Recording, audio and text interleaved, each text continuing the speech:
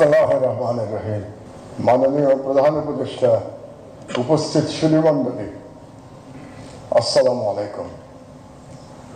আমার দীর্ঘ জীবনে বিশেষ এই দিনে আমি পরম শ্রদ্ধা ভরে 52-র ভাষা শহীদ, 71-এর স্বাধীনতা সংগ্রামের শহীদ এবং 2024 সালের জুলাই বিপ্লবের শহীদদের স্মরণ করছি।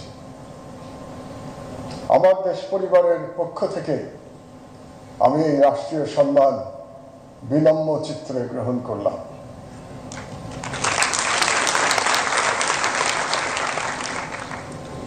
আমি এই পদক জুলাই বিপ্লবের মহান শহীদ এবং জুলাই বিপ্লবের যোদ্ধাদের উৎসর্গ করছি।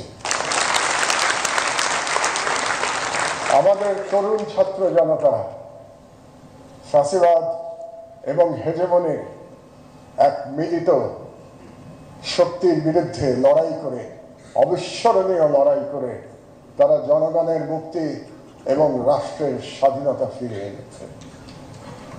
আমি বাংলাদেশের তরুণ ছাত্র জনতার প্রতি সালাম জানাই। আজকের এই রাষ্ট্রীয় সম্মান আমার দেশকে আরো দায়িত্ব পালনের জন্য উদ্বুদ্ধ করবে। আমরা ইনশাআল্লাহ বাংলাদেশে গণতন্ত্র, জনগণের অধিকার এবং রাষ্ট্রের সার্বভৌমত্ব লড়াই চালিয়ে যাব, এই প্রতিজ্ঞা করছি এই মঞ্চ থেকে।